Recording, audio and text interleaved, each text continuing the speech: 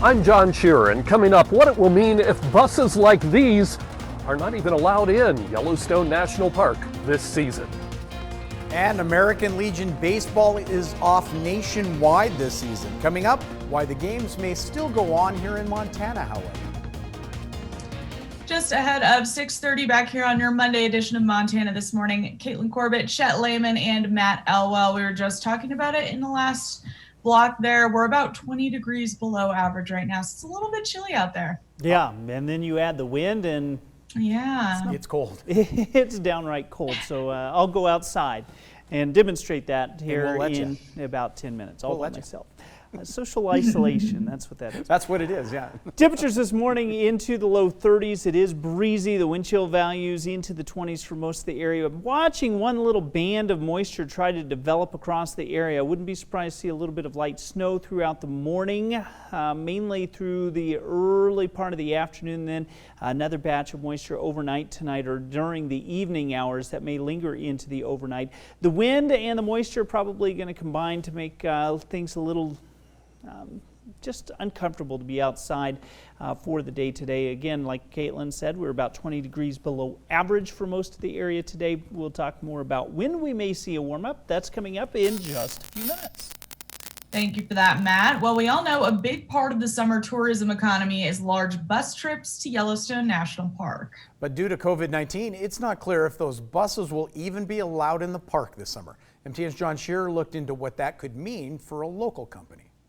Buses like these are the backbone of tourism in Yellowstone National Park, but this year the largest buses like this one over here may not even be allowed past the gates. It's a higher risk than a family of four probably traveling together and coming in. Now, Park Superintendent Cam Shawley emphasizes that he's not saying the biggest buses will be kept out altogether, but there are social distancing issues. Unloading at the same time, on the boardwalk at the same time, in a store at the same time. This is a 56-passenger bus, but to maintain social distancing guidelines, it could carry how many people? You can get about 12 people in it. That won't pay the bills. It's pretty standard that the break even for a tour or those types of trips are usually at least 25, and 40 is not uncommon. Which is why Dan Martin of Karst Stage says his business needs state officials to ease up on the 14-day quarantine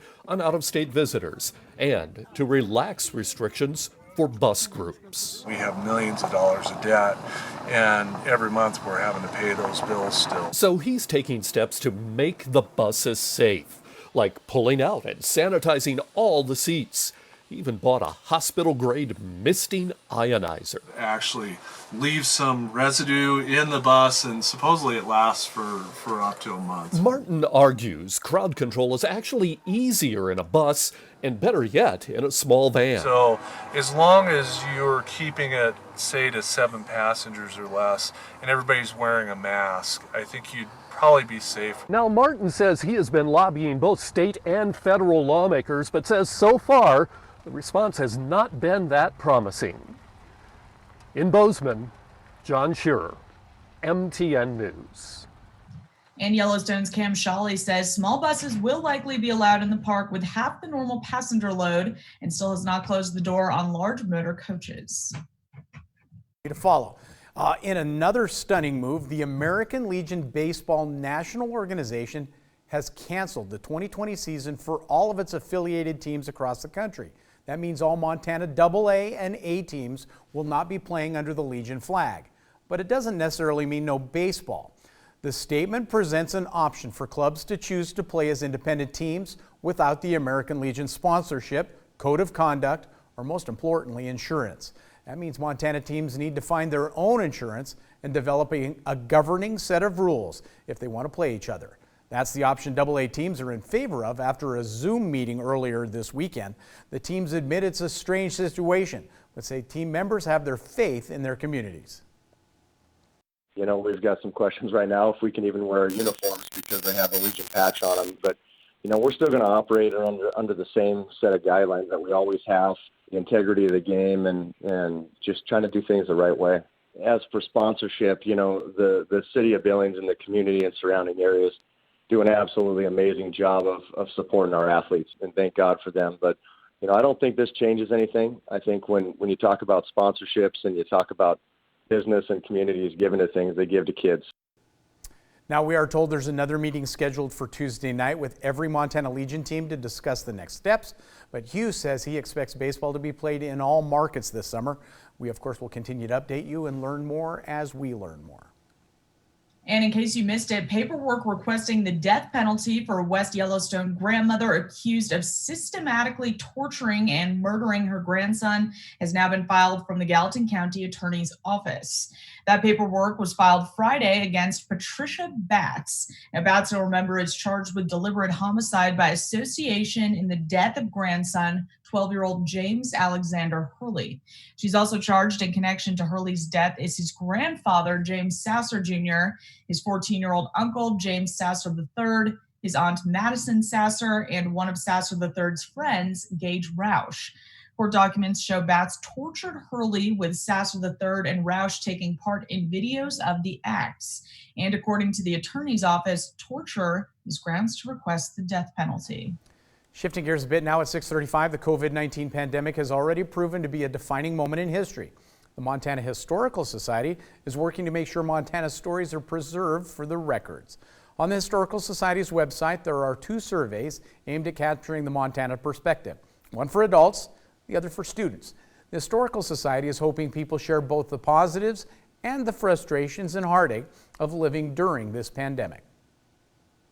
And that's very much what we were trying to do, is to gather that sort of raw data and get it at a time when it's fresh in people's minds and they have a sense of really how they feel. Now, people are asked to fill out the survey now and then again in a few months to reflect on the changes that have happened in their lives. Well, many of us have experienced the pain of panic buying, and shopping trends are changing because of it. Today, it's fresh protein in demand because of changes in supply and production at meat plants. We've moved from paper products, canned and other long shelf life foods to sweets and snacks, frozen foods, and alcohol. Acosta research found that people are also going to the store less. People are also making about half as many trips as they used to, but at the same time doing that much more online shopping. About a third of those online grocery shoppers were first-timers.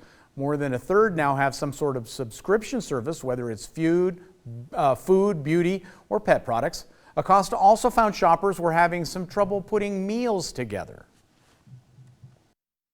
I think there's an opportunity here for manufacturers and retailers to help shoppers, and they need some help. They need some meal solution assistance to help them put their dinner together for their family. Now, during the pandemic rebound, we're likely to see meal kit subscriptions stick around. Germophobia will probably keep food demos from returning for some time. Acosta research also found the variety of products on store shelves was cut back. Retailers faced their own issues and had to focus production on top sellers. That will start to expand out, but slowly.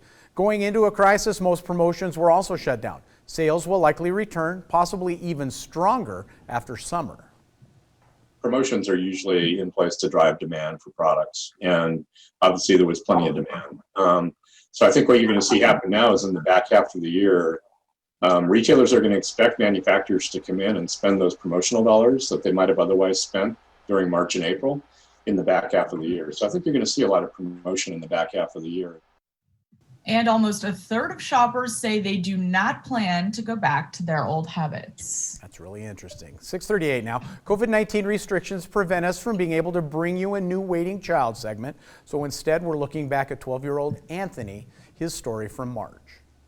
Anthony is very creative. He loves storytelling. He loves Pokemon, though he can't pick a favorite. Mewtwo. Okay, that's the strongest Pokemon. Is ready for a successful discharge from New Day. So that goes to show that he's completed all of his goals that he's worked on for over a year. Does struggle with mean people. That really bothers him. So he's just a very kind-hearted, just sweet boy. Anthony is off the charts intelligent with a wide knowledge of all the interworkings of video games and computers. He is someone who's never complained about his situation. He has said that he would love to just have 2 parents who love him and he would love to have an older brother that would play with him. Of course, a family with pets or a dog. Being somewhere where he knows that he's content and permanent and is comfortable. You go in the wheel. He is really funny. I want to bring in something sweet. Cake pie. Like throw pie and cake. Together. I love it. And he's really, really good at Uno. He beats me in Uno pretty much every time we play. So, No mercy. In Billings, Jenny Fick, MTN News. Now, for more information on adoption resources, head on over to our websites. That's one of the longest running series that we have had here on MTN, and I do like that, helping young people find their forever homes. That is a great series. And cake pie sounds pretty good. What do you think? Oh, yeah. the Uno for some player cake pie. extraordinaire. I love that. We're going to take a break now, 6:40, but up next on Montana This Morning, how would you feel about it if your company required you to install an app that tracked all of your movements? Coming up here about where that's already happening and how more companies are considering the move. First, though, here's a look at what's coming up on CBS This Morning. Good morning. Ahead on CBS This Morning, public health experts say contact tracing could be the key to stopping the spread of the coronavirus. Ahead, the race to identify new patients as states begin to ease their stay-at-home orders. Also, kids from all over are adapting to online learning and digital play dates. We're going to see how the pandemic is affecting an entire generation with kids' video diaries. Plus, celebrating nurses all across the country, how one artist is using her work and her story to pay tribute to medical workers on the front lines. And he expanded the possibilities of what music can do. See how Little Richard, one of the founding fathers of rock and roll, is being remembered by musicians and fans. We'll see you at 7.